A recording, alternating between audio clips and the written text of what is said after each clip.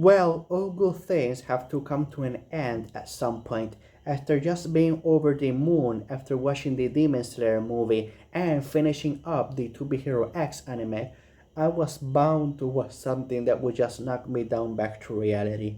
And I'm talking about Makima-san's A Love Bot, 12 episodes, comedy, sci-fi, edgy, and a manga adaptation. Now, I'm going to be perfectly honest. This is the type of anime that I was heavily debating whether to review it or not. And it's not for the reason that you think. It's because this anime has the type of main character that I just hate with a passion.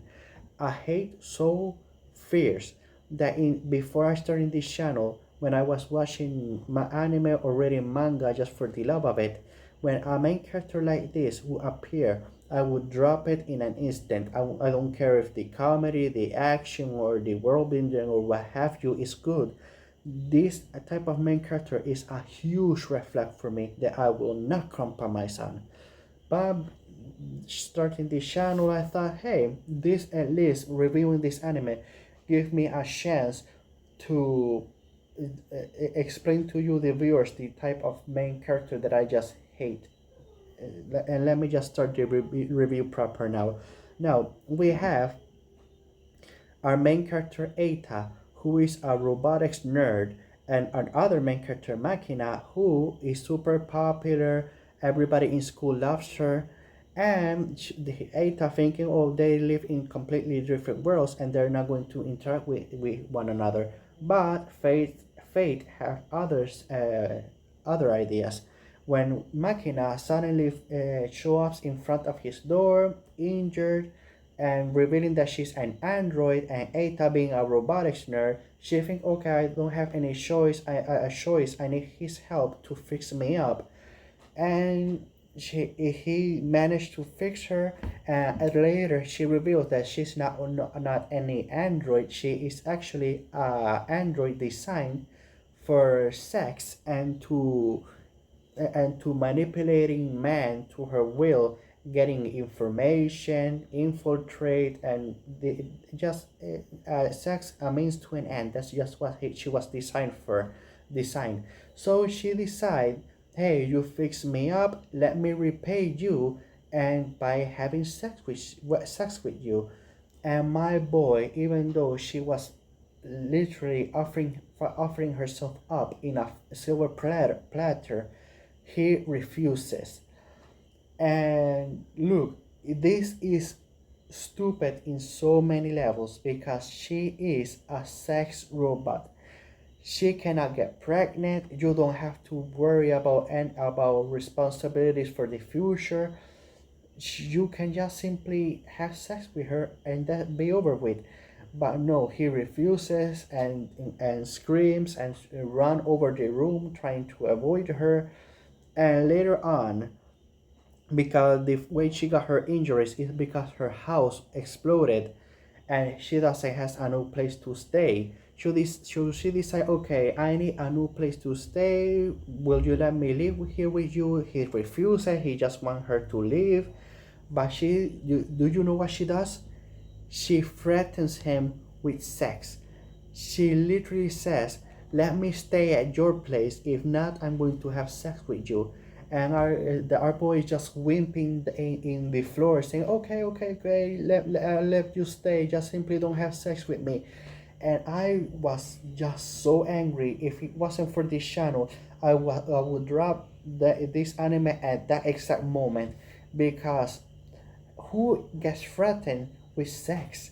This is the type a girl that beautiful. This is a dream come true to many people. But no, our main character happens to be such a wimp that throughout the entire anime, the different girls calls him a virgin gentleman. And I used to simply call this type of main character eternal virgin. Which one of the two is a proper way to call this type of main character? I don't know, eternal virgin or virgentleman.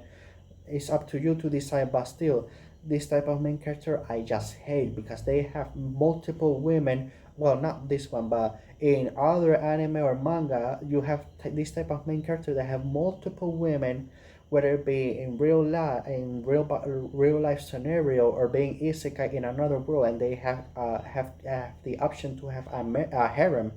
But no, this we just happen to have a main character that is such a wimp that I just hate this type of main character with a passion.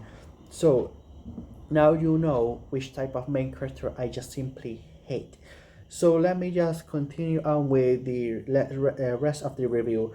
So one thing I want to say is that Makina, even though that she's a sex robot, she has zero knowledge about what sex is, because something is wrong with her programming that she is not able to access that type of information. So she resorts to go to her best friend from school that give her very faulty intel because she is very into boys love, and she gives our main character Makina very faulty intel. Just simply this type of sex that she talk about with Makina was simply gay sex, and she thinking that okay, her having sex with a guy has something to do with his prostate. And by the way, there were tons and tons of prostate jokes throughout the 12th episode. Some of them were very funny that make me laugh so very hard, and some of them were just simply disturbing and out of pocket. But still, what it was fine. The comedy hit perfectly fine for me. Now, now let me finish up by saying that this being a 18 plus anime, yeah, you have a whole lot of nudity. I'm talking about up and down, completely uncensored. But for some reason, in a couple of episodes, they do sneak in, at least for one scene, the ray of light.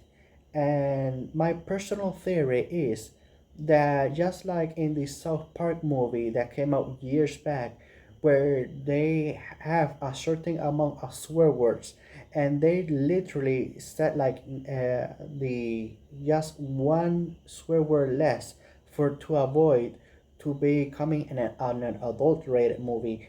Yes, I think it was something like this for this anime, because there was just so much nudity throughout the episode. I mean, in the first and second episode, she was literally the main character Makina. She was literally naked the entire episode. Not a single shred of clothing was on her. So yes, I think that to avoid going to this being an 18 plus anime, maybe to avoid going to a 21 plus anime or whatever, yes, they have to sneak up a ray of light here and there for some episodes. So I'm going to end it here, and I'm going to give this anime a score of 5, a 5 out of 10. Look, this the main character just annoyed me by no end, being a very gentleman and all. But yes, I gave an average score because the comedy did make me laugh one in a while. The characters were well, except the main character, obviously, but the other surrounding characters were actually written quite well and were entertaining to watch, and the way they would interact with one another. So I think 5, even with my hate of the main character, is a fair score for me. So I'm going to end it here. So have a good day, have a good night, wherever you're from. See you next video.